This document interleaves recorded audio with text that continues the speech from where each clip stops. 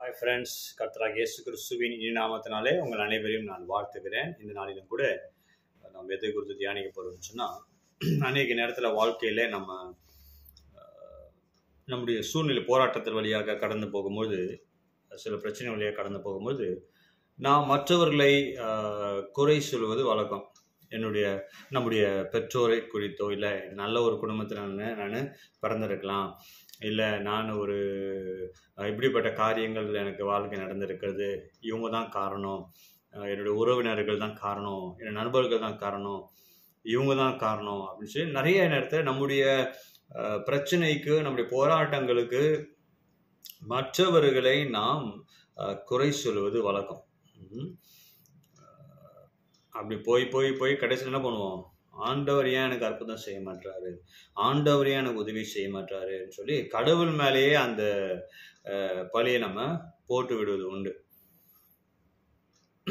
ஒருவேளை இந்த வீடியோவை பார்த்து கொண்டு இருக்க அன்பு சகோதர சகோதரிகள், ஒருவேளை நீங்கள் கூட ஏதோ ஒரு பிரச்சனை வழியாக போய் கொண்டு இருக்கலாம்.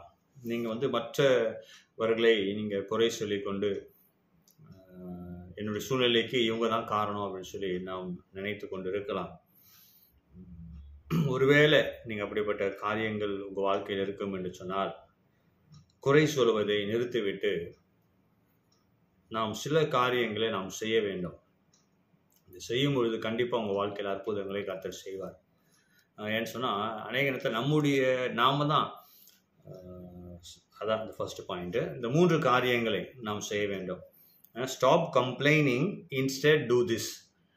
நாம் குறை சொல்வதை நாம் நிறுத்திவிட்டு இந்த 3 காரியங்கள் நம்ம கடைபிடிக்க வேண்டும். முதல் காரியம் என்னன்னு சொன்னால், ஃபர்ஸ்ட் திங் நம்ம செய்ய வேண்டியது, ஐ ஆம் responsible for all the problems in my life. எல்லா பிரச்சனைக்கும் காரணம் நான் தான் சொல்லி நாம் சொல்ல வேண்டும். we have to take responsibility. ஒருவேளை நாம் காரணம் இல்லாமல் இருக்கலாம், நாம் காரணமாக இருக்கலாம். நம்மளுடைய அஜாக்கிரதை, நம்முடைய கவனக்குறைவு, இல்லை நம்முடைய காரியங்கள் அதில் இருக்கலாம். ஒருவேளை நம்ம அது காரணம் இல்லைனாலும் we have to take responsibility for the problem. அதை கற்றுக்கொள்ள வேண்டும்.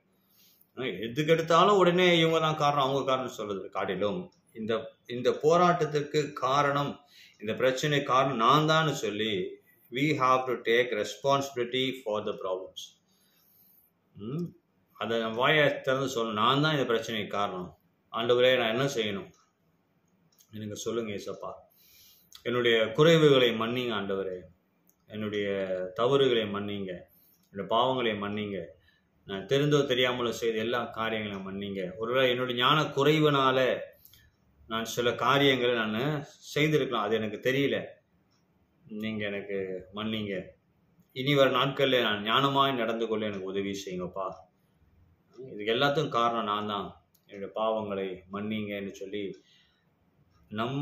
நாம் பொறுப்பெடுத்துக் கொள்ள வேண்டும். அறிக்கை செய்கிறது ரெண்டாவது.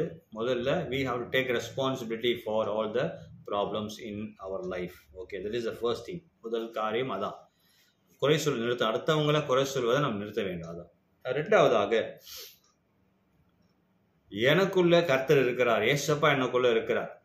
1 யோவான் 4:4 சொல்றது, உலகத்தில் இருக்கிறவன் உங்களில் இருக்கிறவர் பெரியவர். எனக்குள்ள இருக்கிற ஆண்டவரை காட்டிலும், அவருடைய வல்லமையை காட்டிலும் வெளியே இருக்கிற வல்லமை ஒன்றுமே இல்லை.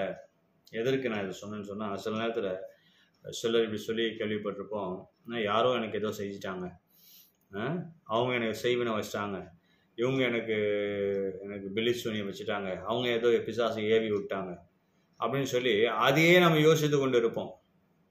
இல்லை அவங்களுடைய வன்கண் பொறாமை, நான் நல்லா இருக்கிறத அவங்க பொறுக்காமல் அவங்களுடைய வன்கண், அவங்களுடைய பொறாமையின் ஆவி என்னை இப்படி ஆக்கிடுச்சுன்னு சொல்லி நாம் வெளியே இருக்கிற அந்த காரியங்களை பெருசாக நினைத்து கொண்டு இருப்போம். மனுஷர்களையோ, இல்லை ஏதாவது பிசாசின் கிரியைகளையோ, இல்லை இருளையோ, ஏதோ ஒரு காரியத்தை அதை ரொம்ப பெருசாக நாம் யோசித்து கொண்டு இருப்போம். ஆனால் நமக்குள்ள வானத்தையும் பூமியும் படைத்த சர்வ வல்லமை தேவன் நமக்குள்ள வாசம் பண்ணுகிறார். ஏசப்பா நமக்குள்ள இருக்கிறார். ஏசப்பாவுடைய வல்லமையை காட்டிலும் வெளியே இருக்கிற வல்லமை ஒரு பெரிய வல்லமை கிடையாது. அதை நாம் புரிஞ்சு கொள்ள வேண்டும். ஒன்றுமில்லாத காரியத்தை நம்ம என்ன பண்ணுவோம், அதை நம்ம பெருசாக நினைச்சிட்டு இருக்கோம். அதை வெளியே இருக்க காரியங்கள் அதை நான் பெருசாக நினைக்கிற வரைக்கும் எனக்குள்ள ஒரு மாற்றம் வராது, என் சூழ்நிலையில் மாறப்போவதில்லை. என்றைக்கு சர்வ வல்லமுள்ள தேவன் எனக்குள்ள வாசம் பண்ணுகிறார் என்கிற அந்த வெளிப்பாடு எனக்கு வருகிறதோ, அந்த காரியங்களை நான் விசுவாசித்து அதை நான் உணர்ந்து எனக்குள்ள கர்த்தர் இருக்கிறார் என்கிற வெளிப்பாடோடு கூட நான் இருக்கும் பொழுது வெளியே இருக்கிற எந்த ஒரு காரியமும் என்னை ஒன்றும் பண்ண முடியாது. ஹல்லேலூயா. உலகத்தில் இருக்கிற காரியம் இருக்கதான் செய்யுது, நான் இல்லைன்னு சொல்லலை. பிசாசின் காரியம் கிரியைகள் இருக்கிறது, மனுஷனுடைய பொல்லாங்கு இருக்கிறது, எல்லாம் இருக்குது. ஆனா அதை காட்டிலும் சர்வ வல்லமை, the greatest power in the world is the power of God, is the power of Jesus Christ who lives in me. இயேசு கிறிஸ்து எனக்குள்ள இருக்கிற அந்த வல்லமையை காட்டிலும் வெளியே இருக்கிற வல்லமை ஒரு பெரிய வல்லமை இல்லை. அதை நான் சொல்ல வேண்டும், அதை நான் விசுவாசிக்க வேண்டும், அதன்படி நடக்க வேண்டும். அநேக நேரத்தில் நம்ம நினைப்போம் கர்த்தர் என் கூட இருக்கிறான்னு சொல்லுவோம். ஆனா அந்த சொல்லிட்டு உடனே அடுத்த வார்த்தை என்னது, ஏதோ பண்ணிட்டாங்க, இவங்க அப்படி பண்ணிட்டாங்க, இவங்க அப்படி பண்ணிட்டாங்கன்னு சொல்லி அதையே நம்ம பெருசா நம்ம பேசி கொண்டு இருப்போம். அதனால அதை நாம் நிறுத்த வேண்டும். God is in me, no power is greater than God, and that great power is in me. இயேசு கிறிஸ்து எனக்குள்ள வாசம் பண்ணுகிறார். அவருடைய வல்லமையை காட்டிலும் வெளியே ஒரு பெரிய வல்லமை இல்லை. அதை நாம் புரிந்து கொள்ள வேண்டும். மூன்றாவதாக என்னன்னு சொன்னா, I will do something, I will create opportunities. நான் எழுந்து புறப்பட்டு போவேன், நான் வாய்ப்புகளை உருவாக்குவேன். எனக்கு கர்த்தர் கொடுத்திருக்கிற கிருபைகளை, தாளந்துகளை, வரங்களை நான் பயன்படுத்துவேன் சொல்லி நான் முயற்சி செய்ய வேண்டும். முயற்சி செய்யாம நம்ம அப்படியே நம்ம உட்காந்துட்டு கடவுள் எனக்கு ஒண்ணுமே செய்யல நம்ம சொல்லக்கூடாது. நாம் ஒரு படி நம்ம எடுத்து வைக்கும் பொழுது கர்த்தர் நம்ம உதவி செய்வார். நான் ஒரு தீர்மானம் எடுக்க வேண்டும். தீர்மானம் இதை நான் செய்து முடிப்பேன், எனக்கு வாய்ப்பே இல்லைங்க, நான் படிச்சிருக்கிறேன், நல்ல திறமை எனக்கு இருக்கிறது, ஆனால் யாரும் வாய்ப்பு கொடுக்க மாட்டாங்கன்னு சொல்லி நம்ம உட்கார்ந்து கொண்டு இருக்கோம். சில நேரத்தில் நம்ம வாய்ப்புகளை நாம் உருவாக்க வேண்டும். we have to create opportunities. வாய்ப்பை யாரும் நமக்கு சில நேரத்தில் கொடுக்க மாட்டாங்க, நாம தான் உருவாக்க வேண்டும். நம்முடைய தாழ்ந்து நாம தான் பயன்படுத்த வேண்டும். நாம் வெளியே நாம் புறப்பட்டு போக வேண்டும். நாம் சில காரியங்களை நாம் முயற்சி செய்து நாம் சில காரியங்களை தொடங்க ஆரம்பிக்கும் பொழுது கர்த்தர் நமக்கு என்ன பண்ணுவார், உதவி செய்வார். ரிக் வேரன் சொல்லி ஒரு ஊழியக்காரர், அவருடைய கொட்டேஷன் நான் நிறைய இடத்துல நான் சொல்லுவேன். எனக்கு பிடித்த ஒரு கொட்டேஷன் என்ன, ஃபர்ஸ்ட் நான் இங்கிலீஷில் சொல்கிறேன், நான் தமிழில் எக்ஸ்பிளைன் பண்ணுறேன்.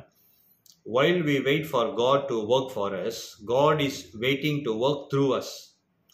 அதுக்கு என்ன அர்த்தம்னா, கடவுள் எனக்கு ஏதாவது செய்வாருன்னு சொல்லி நான் உட்கார்ந்து கொண்டு இருக்கிறேன். ஆனால் கடவுள் என்ன நினைக்கிறாருன்னா, என்னுடைய மகன் போய் அவன் காரியங்களை ஆரம்பிக்கும் பொழுது, நீ பெருசா நீ சாதிச்சு முடிக்கணும்னு கிடையாது, ஆரம்பிக்கும் பொழுது அவன் மூலமாக நான் கிரியை செய்ய நான் காத்திருக்கிறேன்னு சொல்லி கர்த்தர் காத்திருப்பாராம். ஹல்லேலூயா. அப்ப என்ன, நான் புறப்பட்டு போக வேண்டும், நான் ஃபர்ஸ்ட் ஸ்டெப் எடுத்து வைக்க வேண்டும்.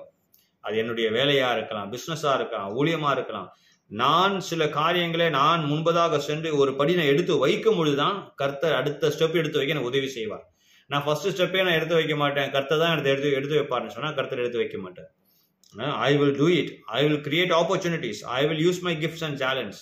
நான் புறப்பட்டு போவேன், நான் வாய்ப்புகளை உருவாக்குவேன், நான் என் தாளந்துகளை நான் பயன்படுத்துவேன் சொல்லி நான் சில காரியங்களை செய்யும் பொழுது கர்த்தர் எனக்காக யாகம் செய்து முடிப்பார். ஹல்லேலூயா. கண்டிப்பா கர்த்தர் நம்மளை ஆசீர்வதிக்கிற தேவன், உயர்த்துகிற தேவன், நம்மளை விடுதலை ஆக்குகிற தேவன், நெக்ஸ்ட் லெவலுக்கு கர்த்தர் நம்மளை கொண்டு போவார். ஆனால் முதல்ல இந்த காரியங்கள் நம்ம செய்ய வேண்டும். குறை சொல்றதை நிறுத்தணும்.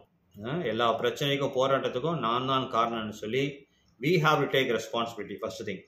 ரெண்டாவது, எனக்குள்ள இருக்கிற வல்லமை காட்டிலும் வெளியே பெரிய வல்லமை கிடையாது, அதை நான் புரிந்து கொள்ள வேண்டும், அதை விசுவாசிக்கணும், அதன்படி நம்ம நடக்கணும். அடுத்தது, நான் முயற்சி செய்வேன், நான் ஆப்பர்ச்சுனிட்டி வாய்ப்புகளை நான் ஏற்படுத்துவேன், என் தாளந்துகளை நான் பயன்படுத்துவேன் சொல்லி நாம் முயற்சி செய்ய வேண்டும். we have to do something. அப்போதான் ஆண்டவர் நம்ம உதவி செய்வார், நம்ம வாழ்க்கையில் இருக்கிற போராட்டங்களை மாற்றுவார், நமக்கு வழிவாசல் திறப்பார், நம்மை ஆசீர்வதிப்பார், நம்மளை உயர்த்துவார். தேவன் தாமே இந்த வார்த்தைகள் மூலமாக ஒவ்வொருவரையும் ஆசீர்வதிப்பாராக. அது மாத்திரமல்ல, என்னுடைய நிறைய வீடியோஸ் நான் ரெகுலராக நான் போடுறேன். உங்களுக்கு அது பிரயோஜனமாக இருந்தால் நீங்கள் உங்கள் ஃப்ரெண்ட்ஸுக்கு நீங்கள் ஷேர் பண்ணுங்கள். இதுவரைக்கும் சப்ஸ்கிரைப் பண்ணாதவர்கள் இந்த சேனலை சப்ஸ்கிரைப் செய்யும்படியாக நான் கேட்டுக்கொள்கிறேன். கர்த்தர் உங்களை ஆசீர்வதிப்பார்.